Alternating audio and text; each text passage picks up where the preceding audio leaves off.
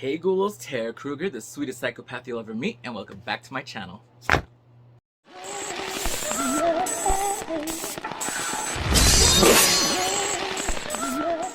I'm super excited to be doing today's video. I'm kind of late for it, but as I've said before, what drag queen is ever on time with anything? Obviously from the title, the thumbnail, and this cute ass bow I recently made, we are going to be going over the Scream 5 trailer, or Scream 22 is what they're calling it, because it comes out in 2022. It's not part 22, not yet. um, I'm super excited for it. Obviously, like, I made a whole bow. I actually custom like put this fabric, I actually like custom made this one. I put all the images together. I wish I could tag all the artists if I had them all. If you know them, go ahead and put them down there so I can tag them all. But I kind of put this all together. And then I had it printed on a fabric to turn it into a cute ass bow. And I made quite a few horror related ones that I'm super excited to showcase here when we do a video related on them. Watch me on a regular basis. I appreciate it, by the way. Thank you so much. October was kind of a crazy month for me. I got really busy, and then I kind of had like almost not mental breakdown. I had like crazy anxiety attacks. Anyways, if you don't want to hear this bullshit, I'll go ahead and put a timestamp somewhere where we get to the movie. This is for you guys who actually are interested in me, my ghoulish little life, and what goes on. So as I was talking to y'all before, I did have a lot of shows and everything planned out, but honestly, like, I do have some mental issues that, yes, I don't really talk about it here too much because, like, for the most part, I've had it my whole life, so I can control, like, when I'm having, like, an episode or get into a deep depression for no reason.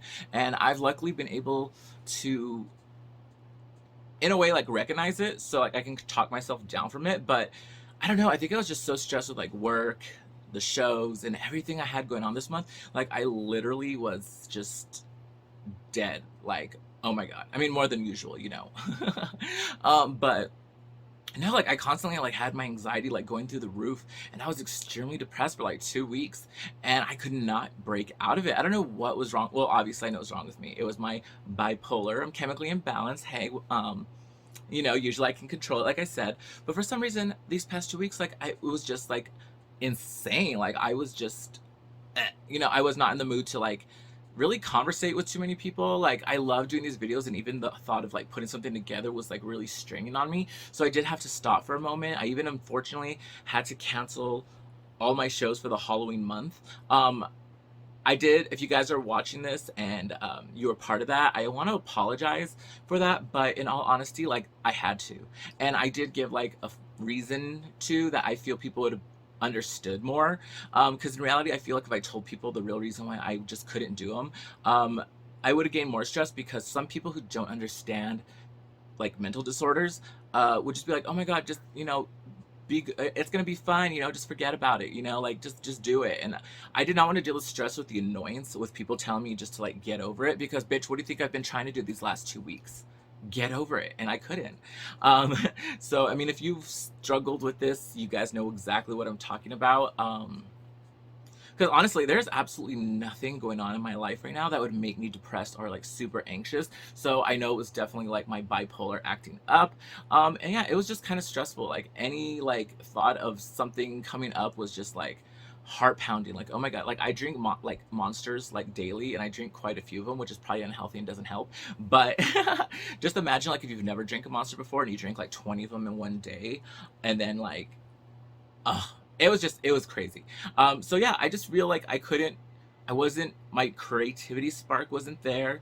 I was feeling really anxious. I felt like I was about to go into like a panic attack at any moment, and I hadn't had one of those in years. So I didn't want to, like, you know, risk relapsing into that part of my life. And you know what, I honestly feel like it might have just been like the change of the season. Sometimes stupid weird things just set it off, and unfortunately it always, you know what, it's not like this is the first time. It usually always happens around October. And if you've like been a friend of mine, or like have been watching me for the however long I've had this YouTube channel, 2-3 years now, I always have such high hopes and plans to do like cool videos for October, because, you know, I'm a spooky bitch, and Halloween is definitely like my favorite time of the year.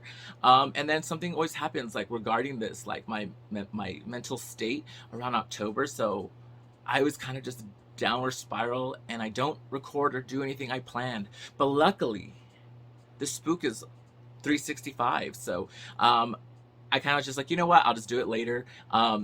Hopefully the people who watch me are also just, you know, about the spook 24/7 and don't care what time of the year it is when I decide to do like cute, spooky, weird videos. I've been getting a lot of compliments on my true crime videos, and I do like love doing those, so I will be coming with one next week. I promise I will.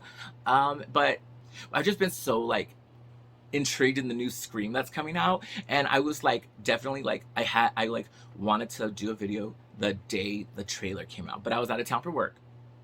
And I was even thinking like, oh, by the time I get home and film this, there's gonna be a million and one videos about it. But oh well, it's been like what, 3-4 weeks since the trailer came out, and here I am barely doing it. So yeah, I'm gonna go ahead and give you like my thoughts on it. I would show the trailer like I normally would, but every time I do that now, I get a copyright strike and it fucking sucks. So I'm gonna just go ahead and add images here and there. I'm sure by now, if you guys are a fan or interested in the new Scream, you have already seen the trailer anyways. So let's just get right into what I speculate and think is gonna happen, and what we saw in the trailer and what we can expect. So obviously this one's just called Scream because in the marketing sense of the film, they wanted to just keep it like Scream. They didn't want to add the number at the end of like Scream 5, because then like newer generations to people who haven't seen the movie, because I mean that movie is like what, over 20 years old, are gonna be like, well, I haven't seen the first 4, so I'm gonna wait to watch all those, or I'm not gonna bother to catch up. So, you know, they kind of just, you know, refreshed it like they did with Halloween and Candyman, and just called it Scream, even though it is technically part 5. Start with like I forget the names of like a lot of the people, so sorry if I refer to them or the real name or description. But Tara, I remember her name. It starts where she's like getting a phone call from her landline. Like it's 2021, and I'm pretty sure this movie takes place in present day. Like who the hell still has a landline? I literally don't know anyone who's had a landline in like years. And then she gets texts from her girlfriend Amanda saying, why don't you pick up the phone? Of course she thinks it's the girlfriend playing a trick on her, and it's just Ghostface fucking with her. I like that right away when she opens the door, like instead of like a pause, like, is he there? And whatever, no, he actually is there. He slashes her stomach, and a lot of people keep thinking this is the opening scene. I don't think it will be. I think the opening scene is going to probably give us something different. At least I'm hoping so. Maybe they may just like completely do away with an opening death scene. Who knows? And the reason I say Tara doesn't die is because if you continuously watch a trailer and like fucking like tear that thing apart like I have, you do see her later in the hospital in a wheelchair with a cast on her leg, because as you do see Ghostface like attacking her, he slashes her up a little, and he breaks her leg, or we don't know who the killer is yet. And then yeah, then we kind of cut into Dewey calling Sydney.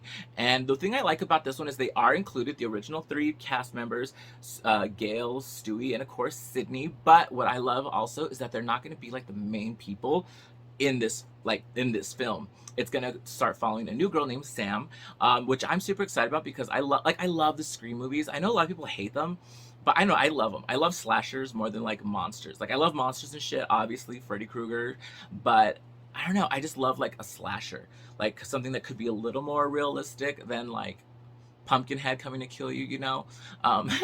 It's just kind of repetitive, and like my problem with Halloween Kills, you saw that last video, was the exact same thing again and again, and it was just boring.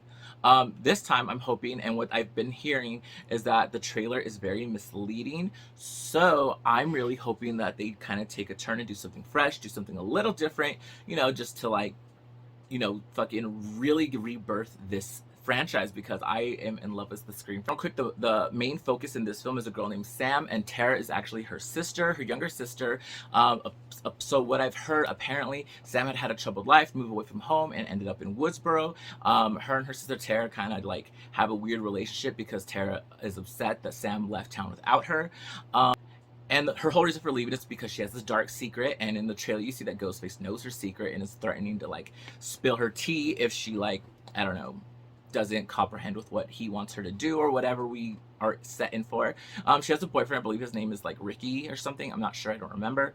But so Ghostface apparently is going after them, and 3 people are attacked. Now I kind of don't like that word. I don't know, it kind of bothers me. So you see, so she goes to Dewey for help, and then I'm assuming Dewey contacts Sydney to let her know what's going on, and he tells her that 3 people have been attacked. So that it doesn't necessarily mean he's killed them, it just means he's attacked them. And the reason why I don't like that word and why it kind of scares me is because my fear is, what if in this one, the thing they do different is Ghostface actually doesn't kill people, he just like attacks them, you know? That's gonna totally fucking piss me off if that's the case. And another thing that scares me is that it keeps saying that this film has not yet been rated, and I'm gonna be ever so pissed if this comes out like PG-13, which I have high hopes that it isn't, because Kevin Williams is back and he's the one who made the original 2 and 4. What am I doing here?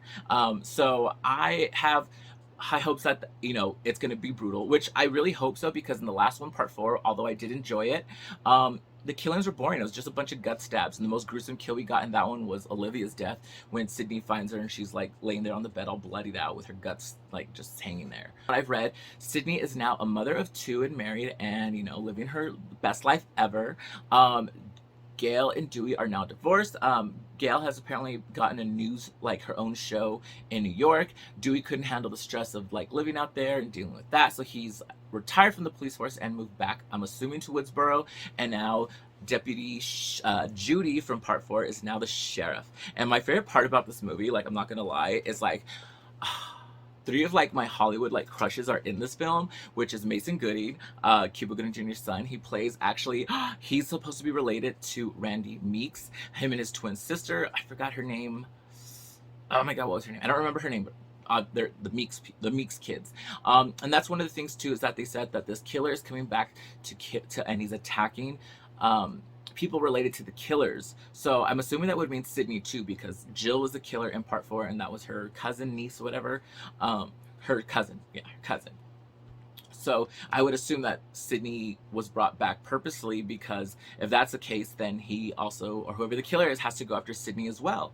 And I don't understand why they were, or if that's, I mean, obviously I hope they start killing everyone in the movie instead of just those people, because Randy wasn't a killer, unless that's telling us something different.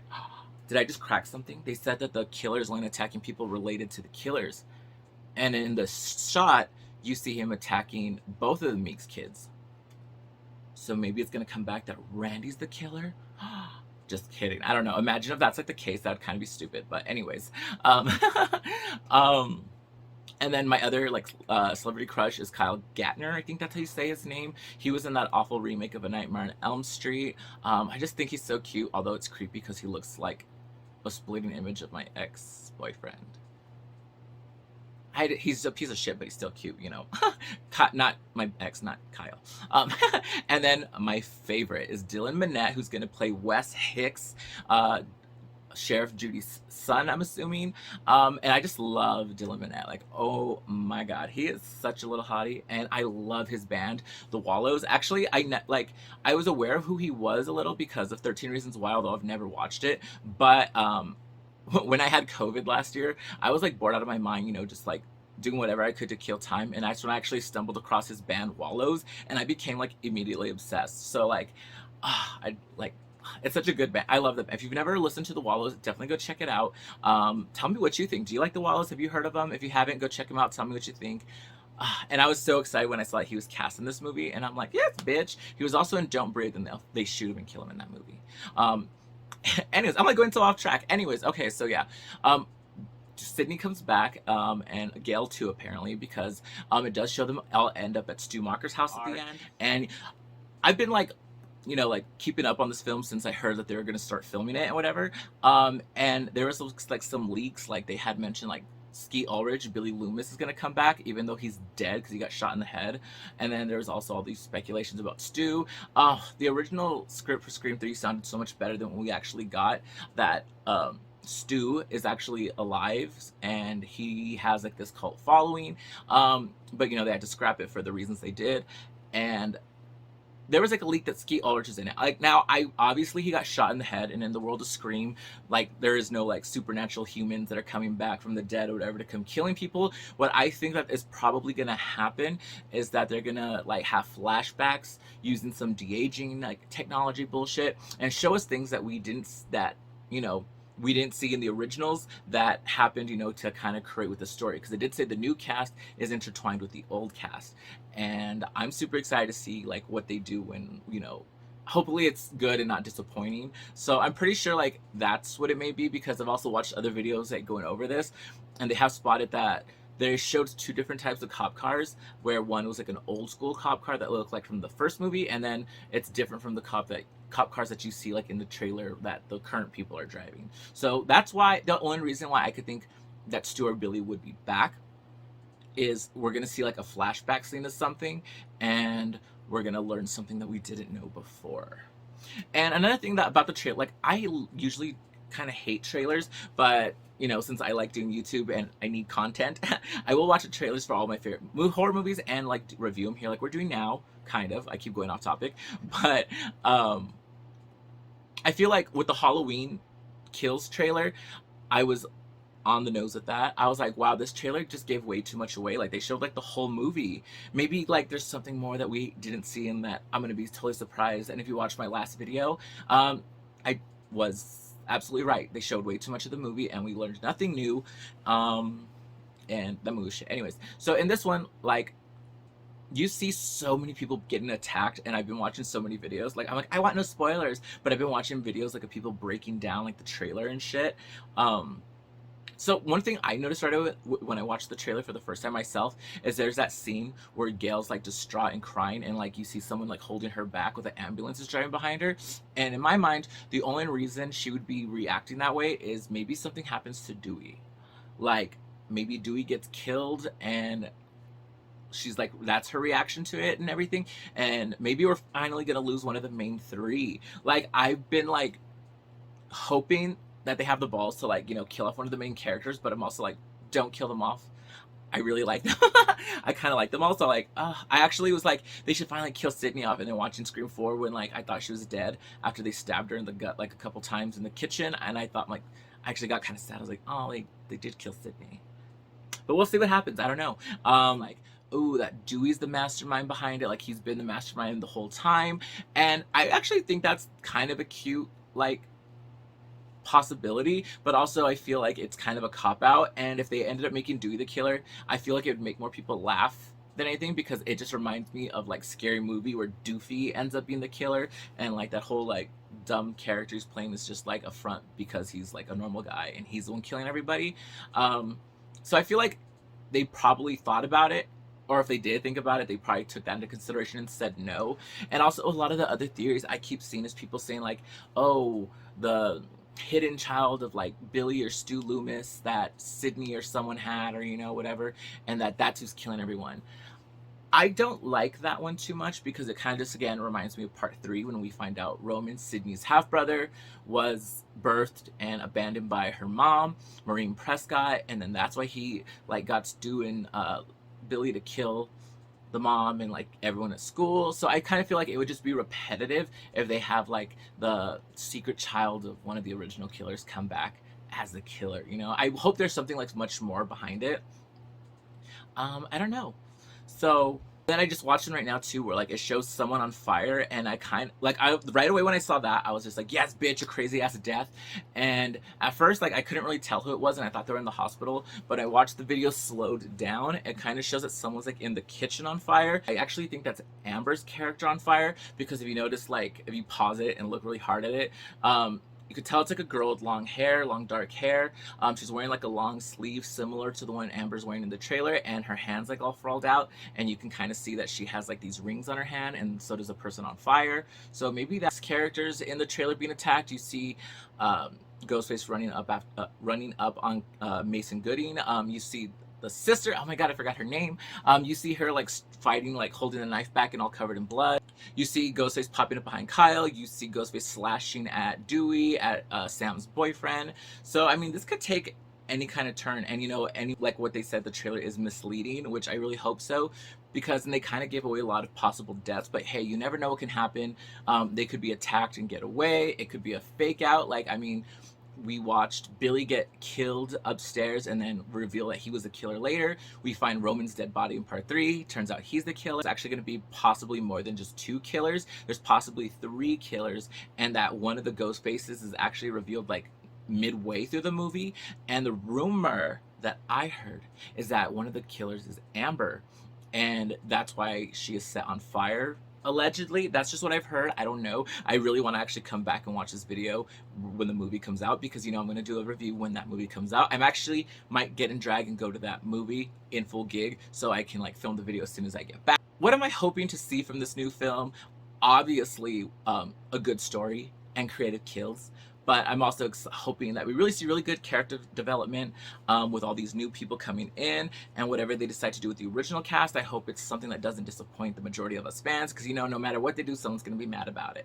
But I hope whatever they do is actually more positive than negative with the results from what the fans give back. One of the cool things in this one that they say is Ghostface's new technique is that he can talk to you while he has the mask on, because the voice changes in the mask. But if you remember in part 2, he actually does talk to her when Mickey finally reveals that he's one of the killers. He says some stuff behind Sydney in the Ghostface voice, and she turns around, sees him there, he pulls off the mask, revealing who he is, and then he pulls the voice box out of the mask. So it's not technically that new, because they already kind of did that. Well, oh my god, I don't know, I am such a geek and I'm such a fanboy for the movie. I got chills and was super excited when it shows Sydney entering the house, and you see Ghostface saying his famous line, "Hello, Sydney, it's an honor." Bitch. I was moist. I cannot wait for this movie to come out. I'm so fucking excited. I cannot wait. So hopefully you guys are Scream fanatics like myself and are super excited to see this movie. What do you guys think is going to happen in this movie? Do you think they're going to have one of the original 3 be the mastermind or the killer? I always used to joke with my friends that if they made a new Scream movie, eventually the killer was going to be Gail, because you know how she's still star and fame obsessed, that eventually she was going to have a dead moment in her career where nothing was happening, so she takes on the Ghostface persona and starts killing everyone with it. At the end you see Gail's revealed as the killer, and she just wanted a new book and shit to write, and she kills Sydney, and her last lines to Sydney are "Sorry, Sydney, writer's block's a bitch," and then kills her off. That's something I've always joked about. I mean, in my mind it's funny and such a good idea, but I think it would actually probably piss a lot of people off. And I think turning any of the 3 originals into the killer is kind of a cheap cop-out, because what we've seen and what we've grown with, if you're a big fan of the franchise who watch it religiously like I do, it would kind of feel damn, now you go back and watch all the old ones if they were to do that, and you'd be I don't know, I feel they should leave that alone and not turn any of the main 3 into the killers, because then it would kind of just ruin the 20 plus years of us relating to these characters. But we'll see. Guess we'll have to wait and see. Anyways, I've rambled on long enough, and I've probably forgotten things or, misinformed you on things, but, that's why I'll do a video when the movie actually comes out, and we'll get down and talk about it. Oh my god. Bitch, seriously, I take a week off, in this case I took 2, and, I forget how to film and talk to the camera. Anyways, before I go, I want to show off my cute little hand mirrors from Bad and Bruja Cosmetics. They are mirrors. I'm not going to turn to show them because I don't want to, show all the crap I have behind me. My place is a mess. But these mirrors are super fucking cute. There's actually another one that's green that says horror on it, the stickers that you used to get on old VHS tapes. So if you're too young, you've probably never seen them. And that's why I love this one, the Please Be Kind Rewind they would always give you on the little movies when you'd rent them on VHS back in the day. And if you are interested in these cute little mirrors, you could get them off badandbruja.com. I'll leave a link down below using code TERROR for 15% off. And note, I am not sponsored. She did not pay me to say this or anything, or didn't even ask me to. She's actually just a cool ass person. I've been obsessed with Bad and Bruja for quite some time. If you watch my channel, you know. I wear her lashes all the time. I love the lipstick she sent me, one of the Casper ones. Her beauty sponges, amazing. Her palettes, amazing. I've been liking everything so far that I've ever used from Bad and Bruja. Sorry, I'm losing my voice. Anyways, I just thought I'd show you these mirrors because they're cute. They are a little bit smaller, but I like them because they fit right in my purse. So when I'm out and I'm in drag, I can just pull them out and be like, yeah. Or when I'm just bored with the people around me, I could just have both of them in my purse and just take them out and just be like, hi, oh my god, ooh, look, better people. And I'm just looking at myself in the mirror. Okay, now I've rambled on too long. Anyways, if you're interested in supporting me, I'll leave my Cash App down below if you want to tip this witch, along with my link to my spreadshirt, because I do have Terror Krueger shirts if you guys are interested in doing that.